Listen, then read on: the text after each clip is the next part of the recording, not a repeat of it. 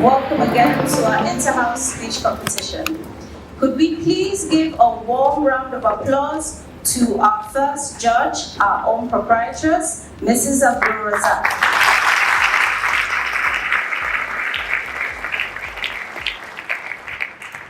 Next we have Mr. Franklin, our school principal.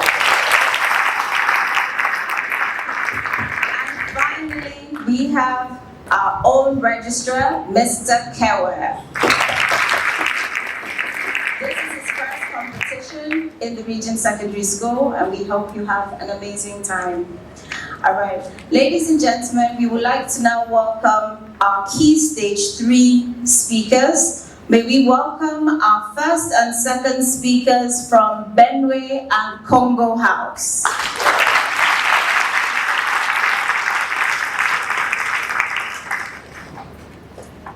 And let's make welcome our KS3 speakers for the first and second round from Senegal and Volta House.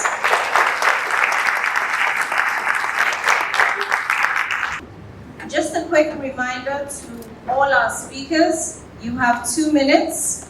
Please, you may stand in front of the podium, you may stand beside the podium, but no dramatics whatsoever. Thank you very much. May we welcome our first speaker from Benue House.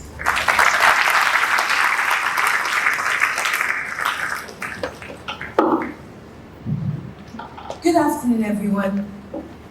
My name is Ndoli Chukwueke. I'm talking about, do we learn from our mistakes or simply keep going? An error of judgment, misunderstanding, or misdirected conduct is referred to as a mistake. When you make mistakes, you won't always have bad intentions. In fact, many errors are the result of accidents. They can happen in your personal or professional life. The question here is, once we make these mistakes, do we learn from them? Do we take ownership for them? Do we try to avoid them? Or do we simply ignore them, thinking it was never that serious? No matter how small a mistake is, we need to learn from it. Have you ever lost interest in something just because on your first try you made a mistake? Sometimes it's hard to learn from your mistakes, especially when you're being embarrassed in front of a lot of people. As if someone just snapped their fingers, humiliation overtakes you. You could lie to yourself and say, oh, it doesn't matter, it's not important, just to erase such thoughts from your mind. Or you can't change the past, can you? And you can't run away from it either, because it won't help you. Our mistakes haunt us. The thought of that embarrassing moment being replayed in your mind again and again can be uncomfortable at times. In theory, it can be good, because it helps you remember to avoid making that mistake twice. A while ago, during the presentation, where I was supposed to sing, but I forgot the lyrics. When I glanced at the crowd, my voice disappeared. Luckily, this was in front of my year group and not the whole school, like now, and I learned from it. Thank you.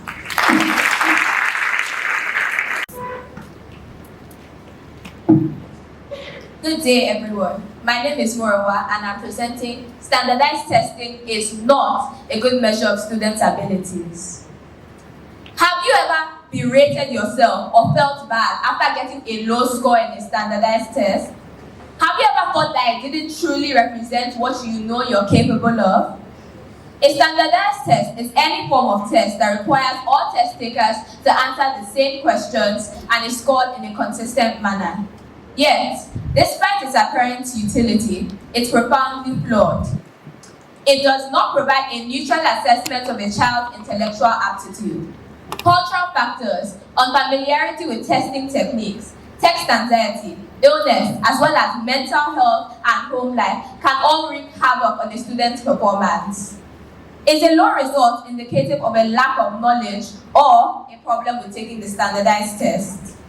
A brilliant writer, for example, may struggle to select the correct answer in a multiple-choice grammar and punctuation test, but may excel at writing well-thought-out essays about the literature they have studied and appreciated. Moreover, standardized assessments do not assess the student's grasp and ability in the topic. High standardized scores have minimal links with memory, attention, and processing speed. It may simply indicate being good at taking multiple choice tests and memorization. Standardized tests compel students to memorize, but never test their understanding. Standardized tests do not measure intellect. They indicate how well you can memorize and cram knowledge that you will probably forget as soon as you step out of the examination hall. Studying for an exam can take time away from genuine learning, especially if the teacher puts pressure on the students on the test and memorization rather than teaching the actual topic. Standardized tests have many good points. It, however, does not and should not be used as a measure of students' abilities. Thank you very much.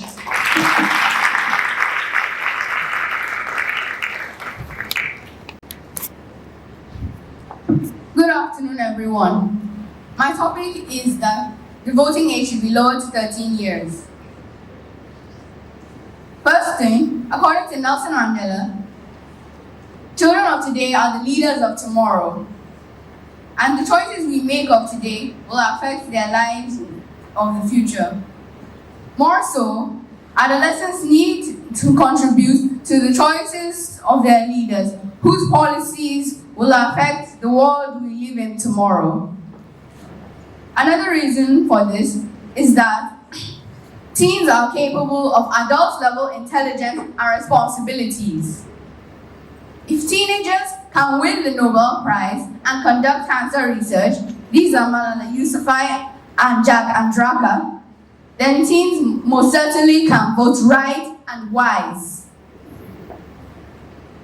Finally, teens are already participating in politics, and thus, it shows we can be responsible and we can vote wisely.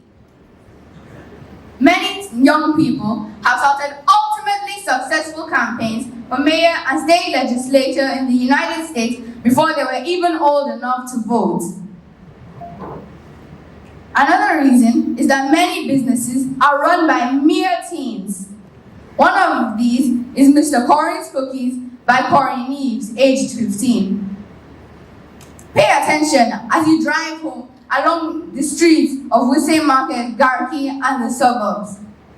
Have you not seen children selling various items? Many of them, I tell you, help support their families.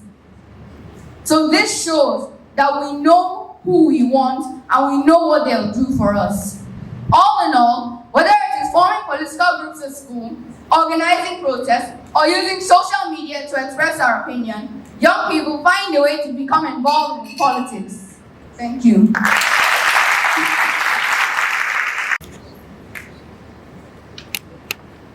When given the choice between being right or being kind, choose kind.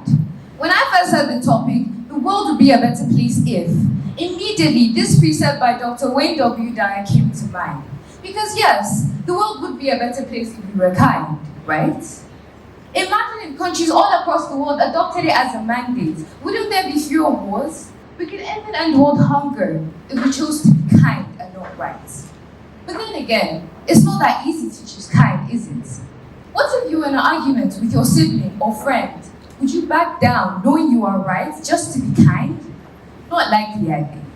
In 1994, if Nelson Mandela had stopped fighting for freedom, he stepped down to be kind. Would apartheid in South Africa be ended today? Would the world really be a better place? Again, I think not. Here's my point. Does kindness not make the world a better place after all? That's not what I mean. The idea that kindness would instantly fix all the world's problems is constantly fed to us by adults all around us, and they're not necessarily wrong. I think that in this quote, the words to focus on here aren't kind or right, but choose. We have a choice. Choice is a powerful tool that we all possess. We exist in infinite possibilities, but one single choice can change our lives forever. And if we learn to make the right choice, then yes, the world will be a better place. Finally, a quote by William Johnson says, "If it's to be, it's up to me."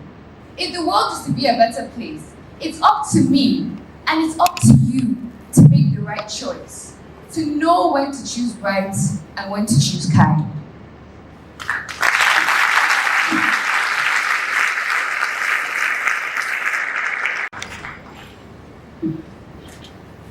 make mistakes at some point in our lives, whether it's spilling a drink on the floor or accidentally breaking a cup. And we've also all heard the common phrase, mistakes are the stepping stones to success. But is this phrase really true? Do we actually learn from our mistakes, or do we just keep going? Firstly, why do mistakes happen? Well, a common quote from Henry H. Buckley claims that mistakes are costly and someone must pay. The causes of mistakes are first, I didn't know, second, I didn't think, and third, I didn't care. But if mistakes are caused by us not knowing or caring, how will we learn from them? The simple answer is through reflection. Human beings have the special ability to learn from previous encounters. If you touch a hot stove out of curiosity and it gives you a nasty burn, would you touch that same stove the next day? Hopefully not. This also goes for mistakes. If you get a wrong answer on the test, you wouldn't write that answer next time. This shows how we actually use our mistakes to our advantage. Another way we learn from our mistakes is through something called social learning. Social learning is not only when we learn from the successes of others, but from their mistakes as well. For example, why do you think we learn history in school? It's not just to learn about the past. We also learn history to learn about the mistakes of the past and how to avoid them in the future. That's why history is full of debates, so we can get a proper understanding of what happened and how it could have been avoided. I remember being in year 7 history class and wondering how the Black Death would concern me, only for me to come home and hear of the similar plague of Ebola had been roaming around Africa just as fast. Imagine if we never looked back at our mistakes and realized the mistakes we tried to solve. Thank you. It is no news that the voting age in most countries in the world is 18, but should this remain so? Lowering the voting age is a new concept for many people, but there are many good reasons that show doing so is a sound and ethical choice. Lowering the voting age to 13 years would help increase voter turnout. Voting is a habitual act. People who vote in one election are more likely to vote in the next. Lowering the voting age will establish new voters when people are less likely to be moving as a result of attending college or leaving their families. Young people who vote also influence the voter turnout of their parents. Also, young people are already participating in politics. Despite attempts to exclude us from the political process, we are still making our voices heard. Young people have started ultimately successful campaigns for mayor and state legislator before they were even old enough to vote. In fact, the US Supreme Court ruled that banning people under 18 from taking part in the political process actually violates our First Amendment rights. Lowering the voting age to 13 will improve the lives of youth. Young people have a right to be heard and to have our interests taken seriously. However, by disenfranchising young people, society tells us that we do not have anything of value to add to the political conversations in our society. It also gives politicians permission to ignore our interests, as people are under 18 have no way to hold their representatives accountable. Knowledge and experience are not criteria for voting eligibly. Even though young people can be as politically informed as older people, there is no requirement that either group have any political knowledge at all. Thank you.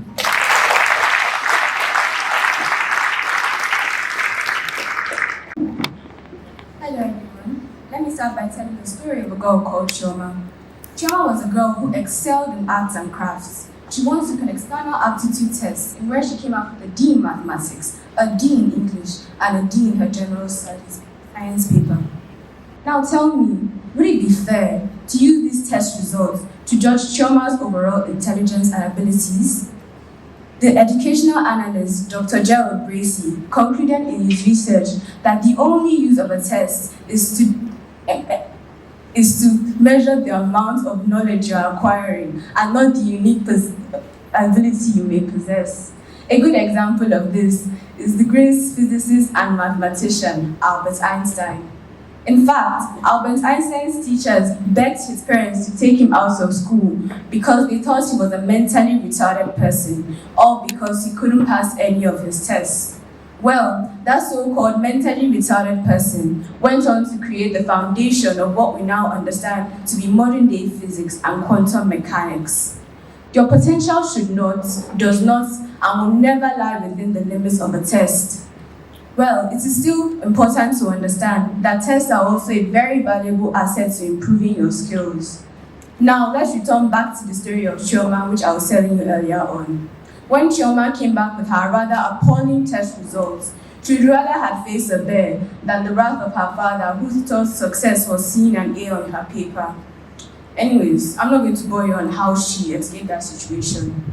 So don't talk about failing one test. Instead, let it motivate you to find out what you were made to do, and maybe that test you just had could be the start of you not only excelling in that subject, but life as a whole. Finally, I want to leave you with the words of Chinua Achebe, who is also dead and late. No one can tell me who I am. You can describe parts of me, but who I am and what I need is what I have to find out myself. Thank you.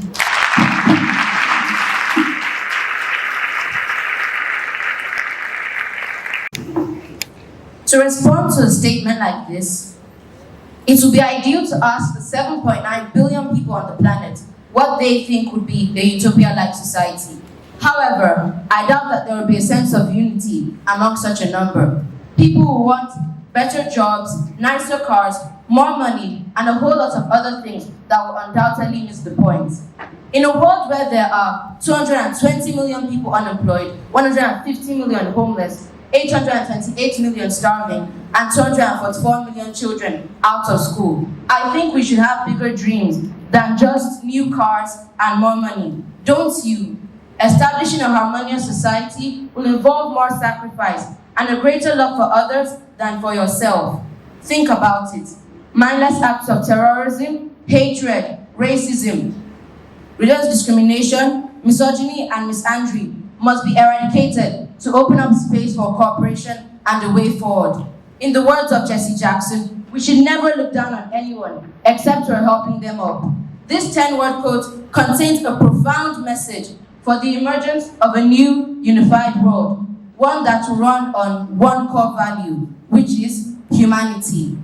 We may never live in a perfect world devoid of all problems. However, consistent, deliberate efforts in the little things can lead us closer to a planet where we aren't cowering in fear because of our faith or wondering what will happen to us due to our skin color. So, to resume with the initial thoughts, the world would be a better place if we were more humane to our fellow humans, if we help out the homeless person we pass on the street every day, if we stood up for the minority and became the voice for the voiceless. It starts with you and it starts with me. We can't help everyone, it's impossible. But everyone, every single person in this room can help someone. I'll leave you with that.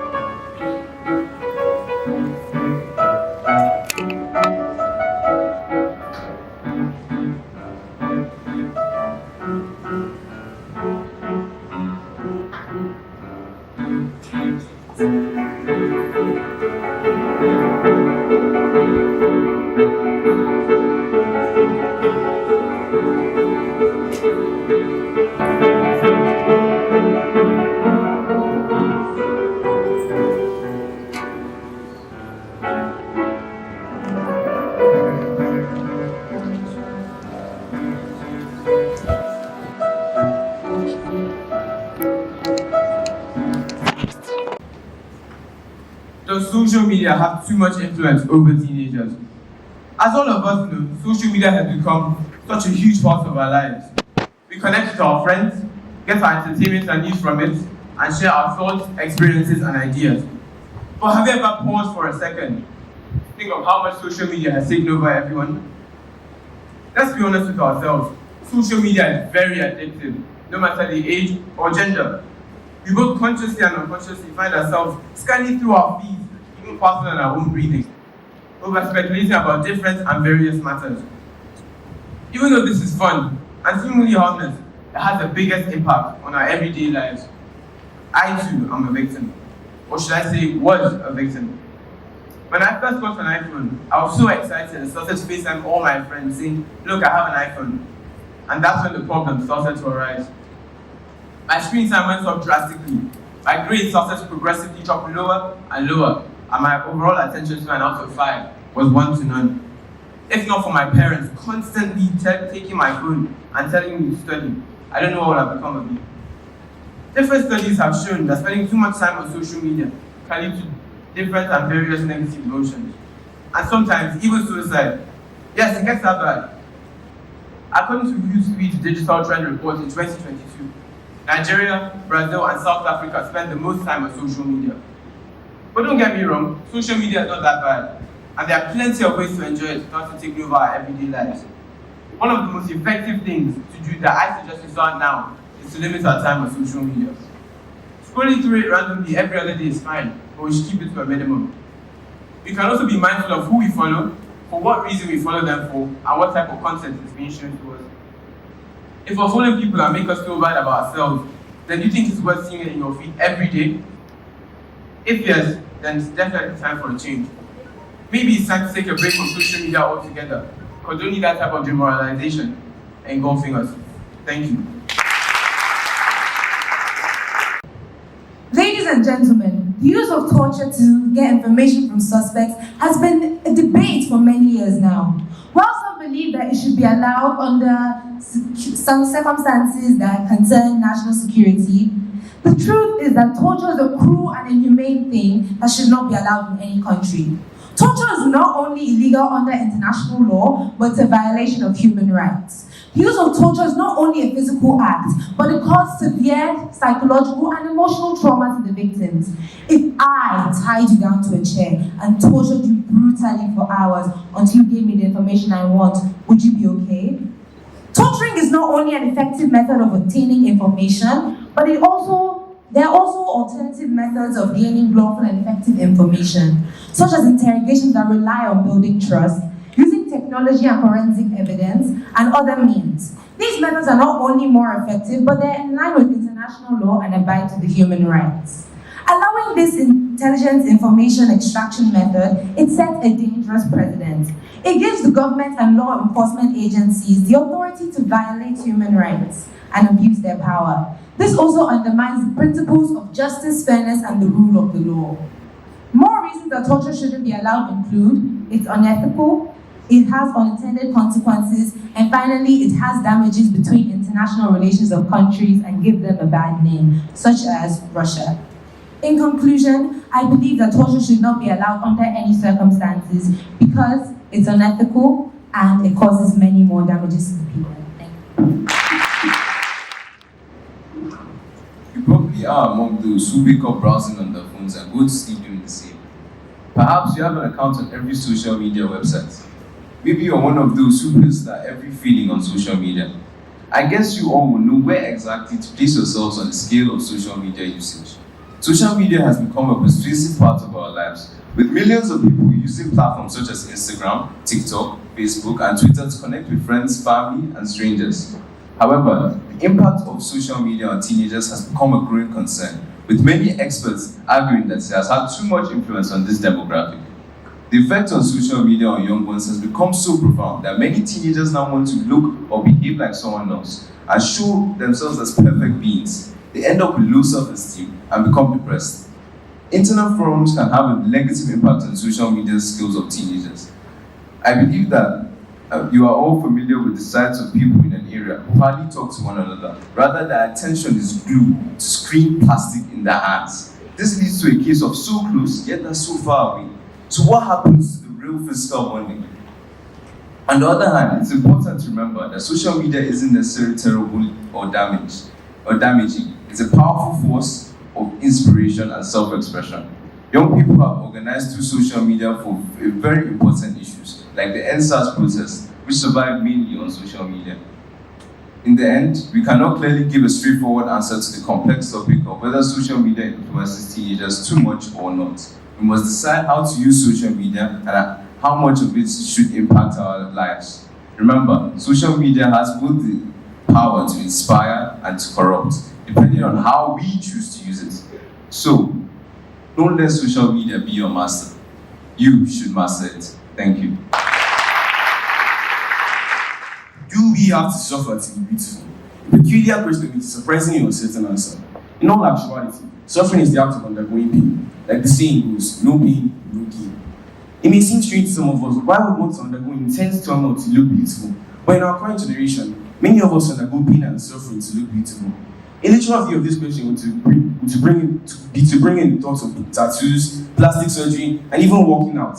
However, I believe that there's a more literal time to talking about suffering to be beautiful. Gold, a piece of jewelry that everyone admires. I recently read an article about the intense process it undergoes to become this amazing gem. This right here is what we talk about when we talk about suffering to be beautiful. Suffering could mean intense work, consistency, studying till late night. It can mean stepping out of your comfort zone. And all these for what? To achieve a set goal or target. Witnessing the positive results of our actions, what else could be more beautiful than that moment? Like the saying goes, one cannot sow what one does not reap. One cannot reap what one does not sow. Looking at both angles to this question, we can deduce that gold in its refined state never fades. Its effect is ever obvious. On the other hand, other forms of suffering encountered to achieve a rather immediate fantasy, social peer-inflicted pressure, or other results can have an adverse effect on our mental health. With this, I'd like to end off with a quote from our very own prophet, Jeremy Rizzi, which says, "Beauty comes from knowing. When one knows himself, his strengths and weaknesses, that's when true beauty shines. Beauty is confidence in oneself." Thank you. UBN, Union Bank of Nigeria, which have divided us as a nation. Access Bank, but there was no access to our money. GTB, Guaranteed Trust Bank, yet we could not guarantee your trust. These are names of all the banks that have failed us as a country. The Naira note was altered in an effort to fight the problem of those who have made embezzlement of government funds their main source of income. For instance, those who have stolen money hidden. The Central Bank of Nigeria had planned to pursue these people as they would find a means to convert it by bringing it out and in turn exposing themselves and bringing this money back into circulation. But what risks did the CBN truly identify, and what risk weakening sales did it put into play? Or did CBN just assume that, with the presidential approval being secured, all would go swimmingly? Purposes of the redesign were not met and instead caused many problems. Citizens of our great nation physically harming one another in order to be the first to access the new notes, recordings of us throwing generational curses at each other, and a video that I witnessed of a man having to strip naked as a bank in order to get the basic access to the new notes. In my view, the worst point of humiliation. I apologize to you for the hardship caused by the change of the Naira. It was not to boost the economy of the country, not to cause hardship to anybody, said President Buhari.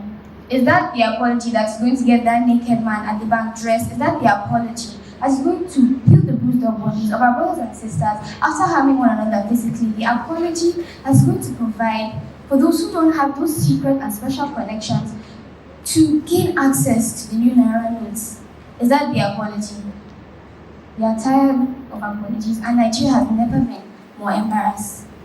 Like Fela once said, Sufferhead must go, Jefferhead must come. Thank you.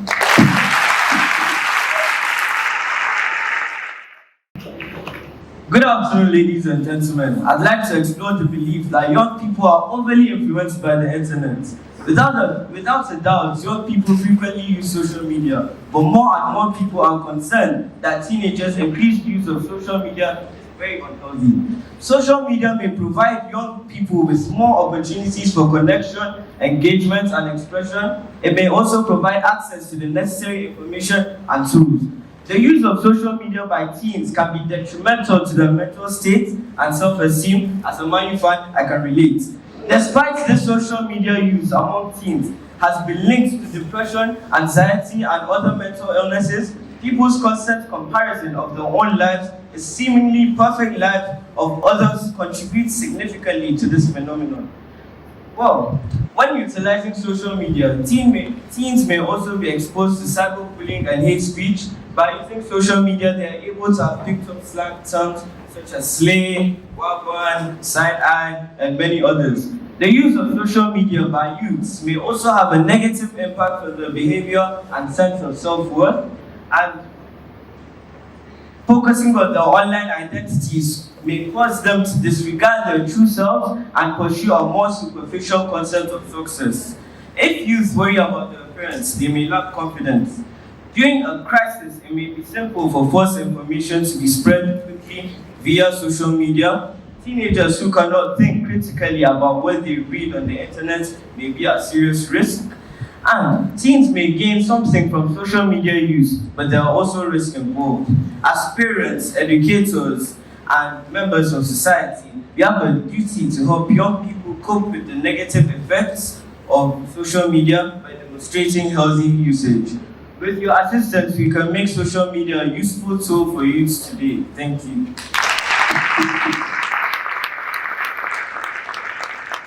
Good afternoon, everyone. The introduction of the social media age has been a huge game changer for all of us in the way we process and receive information. But has this change been good? Has this change been intellectually stimulating? Has this change allowed for the progression or regression of our society as a whole?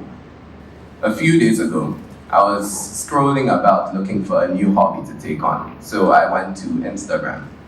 In doing this, I found my brain went into sort of a limbo mode as I scrolled endlessly through the same thing that was masqueraded as something different each time. These apps were designed for us to be easier or to make life more simple for us. But what they're truly doing is grouping us and making us think the same. So where's the originality? Where's the creativity? Where's the thought? Nassim Nicholas Taylor once said the difference between slavery and technology is that the slaves know that they are not free. So I have a question for you all. What makes you free of these applications? Because it seems like we're all children grasping onto our mothers for survival. To bring this to an end, I would like to say I consider that you should delete these social media apps because we as human beings need to come together. We need to learn from each other, grow from each other, so that we can create our own intellectual identities. It's only by doing this that a truly strong mind that thinks for his or herself is born. Thank you.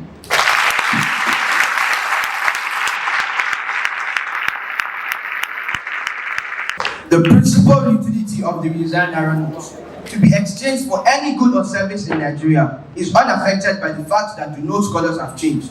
Is it not obvious that this single innocent act by the CBN is causing unbearable suffering to the average Nigerian? Literally, Nigerians are confronted with the reality of cash scarcity. Banks are swamped with angry customers demanding money. ATMs are filled with irate Nigerians trying to withdraw cash. And some people spend the entire day hoping to receive a few Naira notes to pay bills. POS operators complain about scarcity of funds. They charge between 15% and 20% to acquire some cash. Have you ever tried doing a mobile transfer? It's almost a struggle to complete one daily. Naira notes are in high demand, and the freshly redesigned notes are only available to a selected few. There's commotion everywhere, and just like fuel scarcity, people are adjusting to the new norm, cash scarcity. It is important to highlight how challenging it has become for small businesses, especially those who do day-to-day cash transactions. Several families struggle to buy basic household supplies due to the scarcity of the new notes. It will curtail the excess cash in circulation, claimed the CBN in several of its reports. They also gave more reasons such as countering ransom payment for kidnapping, terrorism financing, counterfeiting, and more. Did they take into account how much of this cash is needed for the effective flow of economic or financial activities? Billions were spent by the Central Bank of Nigeria to create the new note, money that could have been used to meet the nation's more urgent needs. The World Bank said recently, and I quote, "Periodic currency redesigns are normal internationally, and the Naira does appear to be due for it. But the timing of and short transition period of it may have negative impact. These impacts are in one way or the other affecting every class of people in the nation. However, we are a strong and resilient country. We are survivors, and I believe that this too shall pass."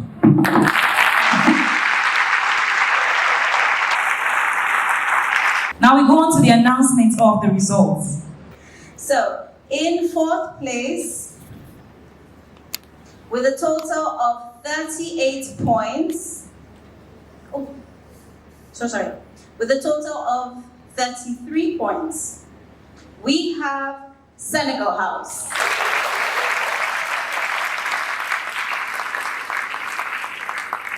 In third place, with a total of 35 points, we have Benway House. In second place, with a total of 37 points, we have Congo House. And the winner of the KS3 first speaker round is Volta House. All right, so our key stage 3 second speakers. In fourth place is a tie.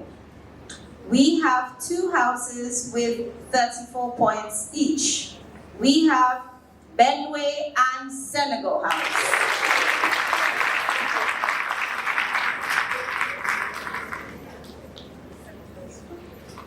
In second place, with a total of 36 points, we have Congo House. And the winner of the Key Stage 3 second speakers round, we have Volta House again. Well done, Volta House. I'm sure you will agree that our Key Stage 4 speakers were simply amazing. In fourth place, with a total of 31 points, we have Volta House.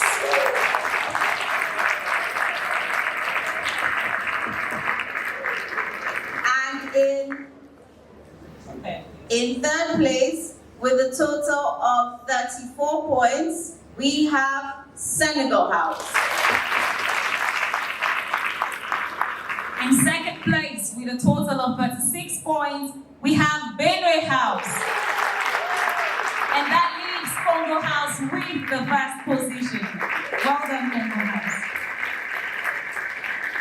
For our Key Stage 4 second speakers round, in fourth place, with a total of 30 points, we have Congo House.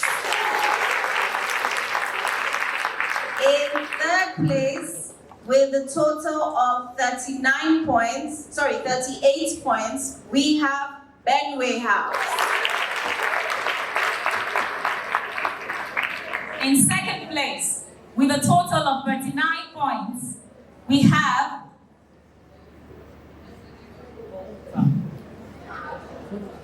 Volta House. And that leaves Senegal with the first position of that round. Well done, Senegal House.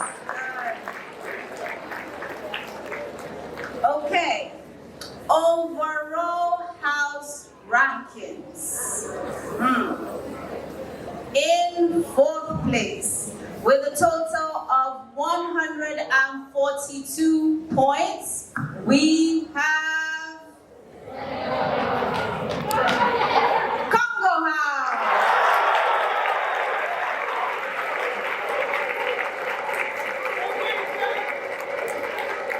And in third place, with a total of 143 points, we have Benway House. In first place, with a total of 149 points, we have Senegal and Volta House. It's a tie between both houses.